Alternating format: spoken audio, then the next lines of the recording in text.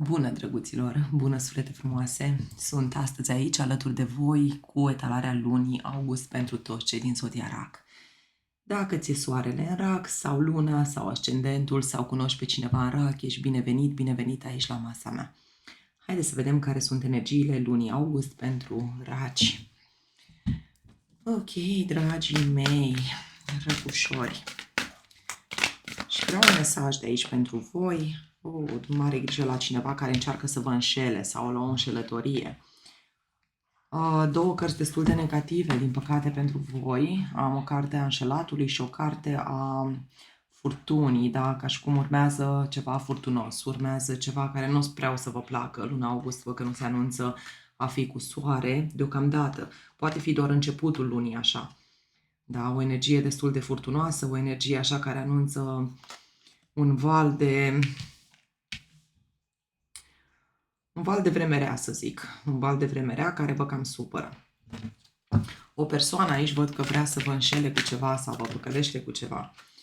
După care urmează abundența. Deci, cam așa stau treburile. Probabil că la începutul lunii va fi ceva așa un pic mai neplăcut pentru voi, după care urmează o perioadă a abundenței, o perioadă în care te simți foarte bine și ai din plin tot ce-ți dorești.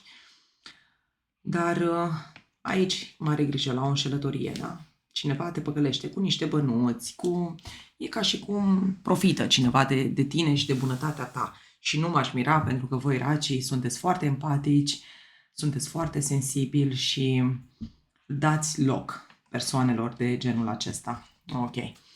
Mare, mare grijă. Ok. Mai departe. Hai să vedem. Pentru luna august, răcușori și răcușoare. Ce avem? Luna august.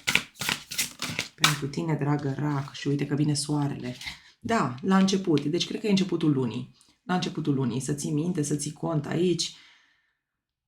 Sunt tot felul de scamări, sunt tot felul de persoane rău intenționate. Încearcă pe cât se poate să le eviți. Dacă eviți această situație, e perfect. Toată luna august se pare că va fi frumoasă pentru tine, începând cu soarele aici. Soarele este cea mai pozitivă carte, luminează celelalte cărți, oricât de negative ar fi. Le mai ia din putere. Și avem aici Regina de Monede. Faci cu drag ceea ce faci. Regina de Monede de obicei, cum să zic, empatizează cu toată lumea, este creativă, e frumoasă, e o persoană virtuoasă aici, o persoană care muncește parcă în folosul celorlalți, pentru a le aduce soarele și celorlalți în viață. Parcă, nu știu, face așa o muncă, ceva voluntariat. Regina de Monede și soarele, dar o faci cu drag și cu inimă deschisă. Totuși vezi tu că aici probabil că e problema, da? Tu faci ceva cu drag și ceilalți profită. Adică ceilalți nu te văd pe tine a fi o persoană bună, o persoană binevoitoare, o persoană care face o muncă în folosul celorlalți, ci pur și simplu vor să tragă niște avantaje după tine, știi? Ceva în genul ăsta. Mai văd bănuți, că Regina de Monede vine și cu bani. Uite, Cavalerul de Bâte, Regina de Monede și Cavalerul de Bâte. O persoană imatură, cineva care îți cam dă târcoale, un prieten sau o prietenă. Câinele arată un om care face pe prietenul sau vine, pleacă din viața ta, o energie de on-off, cumva se îndreaptă către tine, dar nu e ceva prea serios. Cavalerul de Bâte nu e cea mai serios, din contră, e cel mai neserios dintre toți. Cel mai neserios. Ok, ce alte evenimente îți mai iesie, dragă Rac? Evenimente importante pentru Rac. 5 de cupe și 7 de monede. Se pare că ești într-o așteptare. Luna august vine și cu oarecare așteptare. O așteptare și o oarecare dezamăgire aici din cauza acestei așteptări. Dor, plâns, mai poate fi 5-ul ăsta de cupe. Dezamăgire. Te cufunzi așa cumva în lacrimi, pe o parte ai soarele, pe o parte ești așa, ca o balanță cumva. Parcă când jos, când sus, știi? Când ești bine, când nu ești bine. Parcă atunci când ești înconjurată de persoane, parcă ești mai ok, dar atunci când ești singur sau singură, intri așa într-o stare destul de melancolică, deci mare, mare grijă la starea asta. Mai poate fi aici o pierdere, o muncă pe care ai pierdut-o, ca și cum ai muncit, ai depus foarte mult efort, cu drag ai făcut anumite lucruri și apoi le-ai pierdut sau le pierzi, da? pentru că am aici o muncă și altcineva trage ponoasele, altcineva își ia laudele după munca ta, ceva în genul ăsta. Ok. Ce alte cărți îți mai ție, dragă rac? Îndrăgostiții, nu poți lua o decizie. Îndrăgostiții, o dragoste nedorită. Și la capătul cărților avem un 2 de cupe. Se pare că aici, nu știu, e ca și cum sunt persoane în jurul tău care într-adevăr îți cam dau târcoale dar parcă te simți înșelată sau înșelat sau te simți așa un pic păcălită. E o dragoste parcă neîmplinită sau nedorită sau... De ce au venit îndrăgostiții invers? Nu-i bine când vine invers, e atunci când nu poți lua o decizie, când rămâi blocat într-o anumită relație, e o relație karmică sau ceva karmic aici, legat de dragoste, legat de iubire, sau poate că nu puteți fi împreună, vezi tu că îndrăgostiții și 5-ul de cupe, ca și cum îi duci dorul cuiva, pentru că nu este acolo lângă tine, nu puteți fi față în față, nu puteți fi împreună, mai poate fi și asta, da, o întâlnire imposibilă sau lucruri de genul ăsta și ești într-o continuă așteptare. Ok, hai să strângem cărțile astea și facem o cruce celtică doar pentru tine, dragă răcușor. Ia să vedem ce avem pentru raci. Ca și energie. Sunt foarte faine cărțile astea, chiar foarte faine, dar sunt așa alunecoase. Pentru răcușori, luna august, cum se anunță a fi, la ce trebuie tu să lucrezi, mintea ta. Ce lași în trecut aici? Subconștientul pe la jumătatea lunii ce apare pentru tine. Cum o să vezi tu lucrurile? Ce vine din exterior către tine, deci aici nu ești tu, e altcineva. Frica sau speranța ta, aici am tras 2 cărți și spre sfârșitul lunii ce o să faci. Văd aici un 2 de spade. Un 2 de spade la capătul pachetului. Mergi către o țintă necunoscută, țintești, dar nu știi către ce. Un pic haotic așa în tot ceea ce faci. 9 de monede, oboseală, nevoia de a te odihni, lipsa puterii, lipsa energiei. Mai văd aici, nevoia de concediu, nevoia de a te odihni, de a lua o pauză.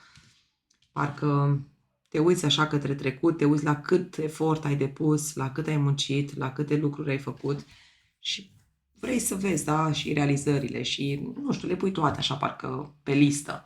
Parcă toate strec așa prin fața ochilor. În mintea ta avem un paj de cupe, dragostea. Dragostea este la mare căutare pentru tine. Pajul de cupe, veșnic îndrăgostită, veșnic îndrăgostit. Dar cu umbrela asta eu zic că te protejezi de vreme rea. Da, te gândești cum ai putea să te protejezi și de soare, dar și de vreme rea. Și de soare, pentru că umbrela te poate proteja și de una și de alta, știi? Vrei să-ți fie numai bine. Cum să faci tu să-ți fie numai bine? Nici prea cald, nici prea rece. Nici prea rău, nici prea bine. La ce trebuie să lucrezi aici? Și am steaua. Steaua care a venit pe orizontal, adică este cartea la care tu trebuie să lucrezi. Steaua reprezentată de zodia vărsător, poate că e un vărsător aici cu care tu ai treabă, la vindecare, la cunoaștere, a cunoaște mai bine, la înțelepciune. Steaua vine cu un pic cam puturoasă, așa steaua să zic. E o carte foarte bună, foarte pozitivă, dar se mișcă greu, știi? E o carte grea, o carte care se mișcă foarte greuț. Ok, la ce trebuie tu să lucrezi? La energia ta, să-ți dai un pic mai mult, nu știu, să-ți dai un pic mai mult boost așa de energie. Cred că ai nevoie de boostul ăsta de energie. Ok, subconștientul tău și avem soarele. Soarele și steaua. Ce frumos. Totuși în subconștientul tău tu știi că lucrurile se rezolvă. În sufletul tău totuși tu duci aici o mare bucurie, te bucuri de ceva. Momentul acela al adevărului, momentul clarității, momentul în care te protejezi tu cumva de soarele ăsta, vezi tu, parcă nu prea îți place ție așa să ți se spună în față anumite lucruri, dar subconștientul tău știe care este adevărul, știi, ceva în genul ăsta. Pe de altă parte văd bucurie în suflet, bucurie în mintea ta, o minte sănătoasă, un suflet plin de bucurie, chiar dacă vremea nu se anunță a fi chiar cea mai bună, știi? Totuși îmi place. Ce lași în trecut? Cavalerul de cupe și către ce te îndrepți? Către justiție? Na.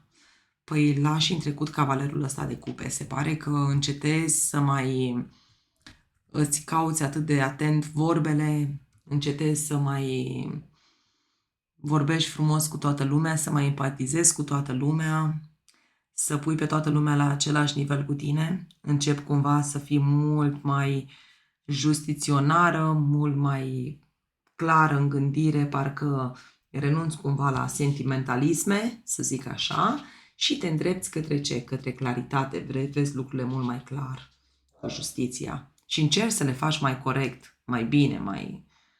Totuși, vezi tu că justiția a venit în poziția ta pe la jumătatea lunii, posibil pentru unii să aveți chiar de-a face cu justiția, da, să aveți de-a mare grijă la amenzi, că justiția mai înseamnă și asta, da, o amendă, poliție, chestii de genul. Dar, în general, justiția vine să îndrepte lucrurile. Când vine în poziție normală, vine să le îndrepte, nu să le strice. Vedem ce iese la clarificări. Cum vezi tu situația? Diavolul? Măi, dar nu-i bine, nu știu cum să spun. În mintea ta, în sufletul tău e pace, e liniște, e bucurie și totuși în jurul tău parcă e iadul. Știi, așa îmi vine să spun. Parcă numai cărți așa, nu știu, care mă... Zici că, da, totuși tu ești bucuroasă, bucuros, nu contează ce se întâmplă în jurul tău. Cum vezi tu situația? Karmică, toxică, nu știu, parcă totul este toxic, parcă toți în jurul tău sunt legați la ochi, parcă nimeni nu vede ceea ce vezi tu sau nu simte cum simți tu.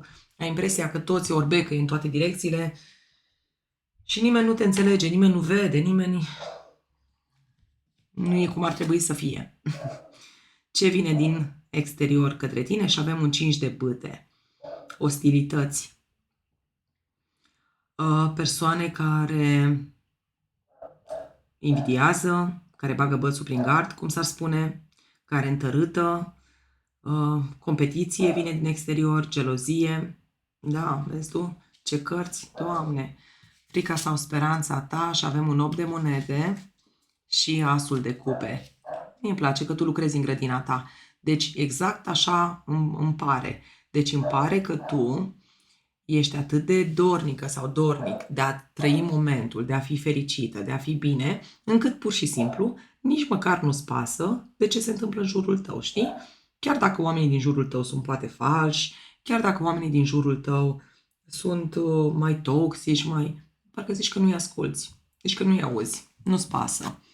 Către ce te îndrepți? Către un as de monede. În cazul în care îți dorești un nou început legat de un loc de muncă, se pare că apare la sfârșitul lunii. Da? Aici este un nou început, promisiunea unui nou început stabil, ce se întinde pe o perioadă îndelungată. Stabilitate. Stabilitate financiară, ar mai putea fi un nou job, mutarea într-o casă nouă, ar mai putea fi, vedem ce este la clarificări. Ok, hai să vedem cum clarificăm noi cărțile astea. Și o să iau pachetelul ăsta mic. Pajul de cupe din mintea ta. 10 de bâte. Ți este greu totuși, dar de ce ai apăsarea asta sufletească și magicianul? Ți-e greu să te manifesti. Da, în mintea ta ai vrea să te manifesti așa ca un copil. Ai momente când chiar îți dorești să te manifesti ca un copil, dar îți este greu. Pentru că sunt anumite lucruri care te blochează și nu te lasă să te manifesti așa cum tu ți-ai dori. De ce lucrurile merg atât de rău pentru tine și atât de greu și de ce simți oboseala asta? Pentru că muncești de unul singur, una singură. Adică nu faci lucrurile în echipă, nu te ajută nimeni, e ca și cum nimeni nu te ajută, nimeni nu împarte toate sarcinile astea cu tine. Faci lucrurile de unul singur sau de una singură. Steaua, la ce trebuie tu să lucrezi aici? La vindecarea ta, zic eu, și asul de spade, încredere, adevăr. Încredere și adevăr, speranță. Speranță, speranță. Steaua vine cu speranță până la urma urmei. Și cu asul de spade, cărțile astea mie îmi spun că dacă tu crezi cu adevărat și dacă tu îți dorești cu adevărat și speranța încă nu a murit, poți realiza orice ți-ai propus. Orice poate fi realizat. Soarele din sufletelul tău. La ce se referă acest soare din sufletelul tău? Și văd justiția întoarsă și regina de monede. Și apoi avem justiția în poziție normală. Eu cred că aici ție ți s-a făcut o nedreptate la un moment dat. Și pe la jumătatea lunii se pare că soarele ăsta vine datorită faptului că ți se face dreptate. Dacă te-ai uitat de la început, și acolo avem regina de monede. Da. Tot în energia ta. Adică ai fost în slujba cuiva, ai făcut-o cu drag, ai făcut-o cu tot sufletul, cu toată inima și probabil că persoanele alea nu te-au tratat așa cum ar fi trebuit să te trateze. Adică au fost, nu au fost corecte cu tine, știi? Și aici mi arată că ți se face dreptate. Asta ți-aduce ție soarele. Justiția. Justiția, justiția. O dorință împlinită, mai văd aici, și un împărat întors. Măi, ce interesant, un împărat întors. Asta înseamnă că dacă ai un proces pe rol, mai poate fi și asta, da? În cazul în care ai un proces pe rol, să zic. Și ai crezut că nu ai atât de multă putere, pentru că au fost, sau ești implicată într-un proces cu niște oameni foarte importanți, oameni cu putere. Și totuși văd că învingi, câștigi, succes, victorie, viață împlinită, reușită, dorință împlinită, mi iese aici. Și învingi pe cineva. E o victorie, da? Datorită faptului că o să învingi acest împărat care era aproape de neînvins. Pentru că între o regină de monede și un împărat este exact relația aia de șef și subaltern, relația de superior și inferior, nu știu cum să zic, adică și tu învingi, știi, persoana asta. Ok, diavolul. La ce se referă? De ce vezi tu situația totuși atât de toxică cu diavolul? Multă gălăgie în jurul tău, câinele ăla latră în continuu, nu se mai oprește. Aici e turnul întors. Turnul întors. Și diavolul. Turnul și diavolul. Situație șocantă. Te surprinde ceva. Dar totuși a venit întors turnul. Adică se amână ceva. E o amânare. Te întrebi oare de ce Universul permite anumite lucruri. De ce permite anumite lucruri să se întâmple? Pentru că asta e. De ce îți permise anumite lucruri? Și nouăle de bâte, energia ta de la început. Numai o secundă să opresc cățelul, că latră de ciudă, că l-am închis afară. Bun. Deci, te întreb de ce Universul nu este corect cu tine, probabil. E un fel de răzvrătire, așa, ca și cum, nu știu cum să, nu răzvrătire, cum să folosesc eu cuvântul cel mai potrivit. Ca și cum ți se întâmplă niște chestii care nu se mai termină, tot ți se întâmplă și doar ție ți se întâmplă, știi? Așa ai tu impresia în perioada asta, că ție ți se întâmplă niște lucruri. Și parcă totul ți se pare așa toxic și parcă ai vrea ca Universul să trimită așa odată pentru totdeauna, nu știu, ceva să dărâme toată situația asta, știi? Situația în care tu te-ai aflat sau te afli, să strice tot. Mai bine să strice tot decât să mai repeți încă o dată ceva ce ai trăit în trecut sau, nu știu, e o energie așa ca și cum te-ai săturat. Da, de sătul sau sătulă, știi? Te-ai săturat. Bun, cinciul de bâte. Cine vine din exterior și de ce vine cu asemenea energie către tine? Cu gelozie, cu ciudă aici, cu... Cine vine? Cinciul de monede întors și împărăteasa întoarsă. De ce vin cărțile întoarse? Ce ciudat că vin cărțile întoarse la tine. Cineva care nu are ce să-ți ofere, e ca și cum nu are ce să-ți ofere, știi? Cinciul de monede. Poate fi aici vorba despre cineva care are să-ți dea ceva și evită acel lucru sau ți-a făcut o promisiune și nu se poate ține de acea promisiune. Sau poate veni, da, energia asta din exterior, cinciul ăsta de bâte. Cineva care... 5 de bâte arată și gelozie, 5 de monede întors, ca și cum persoana asta luptă cu tine, sau luptă pentru tine, mai poate fi și asta, că luptă pentru tine. Și împărăteasa întoarsă. E un sentiment de abandon aici totuși, dar persoana asta nu, e ca și cum nu o face intenționat, că cinciul de monede întors e ca și cum nu o face intenționat, da, abandonul ăsta nu este intenționat, dar așa simți tu lucrurile O lipsa norocului mai poate fi, lipsa șansei. Ce-ți dorești tu, asul de cupe? La ce se referă asul ăsta de cupe? Asul de cupe și regina de spade. Foarte atentă. Ia uite, la vorbele întoarse, la vorbe răstălmăcite, nu știu cum să spun aici. Parcă niște vorbe așa tăioase. Cineva vine cu niște vorbe tăioase. Și te temi de vorbele astea sau de veștile astea te temi. Și asul de cupe. Asul de cupe vorbește despre un nou început plin de iubire și totuși e o amânare. Vine cu amânare ceva, nu știu de ce vine așa cu amânare la tine. Asul de monede. Văd că până la urma urmei te îndrepți către ceva foarte fain. Un nou început plin de stabilitate. La ce se referă?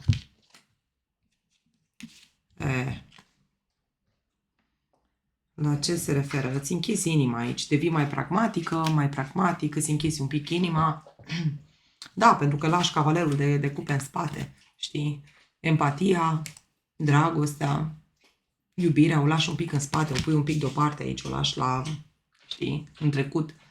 Te ocupi un pic de tine, te ocupi un pic de partea asta pragmatică, de finanțe, te ocupi un pic de stabilitatea ta, știi? Te ocupi un pic de tine. Da. Ok, dragă răcușor, nici nu știu ce să zic. E foarte încălcită treaba la tine. Știi ce îmi place? E încălcită, sinceră să fiu, e foarte încălcită etalarea ta. Îmi place totuși că, na, tu de obicei și în mod normal ești o persoană extrem de sensibilă, foarte empatică, dar de data asta se pare că în luna august pui rațiunea pe primul loc. Pui rațiunea pe primul loc, lași un pic dragostea deoparte. Să vă și un sfat pentru tine, dragă rac, un sfat.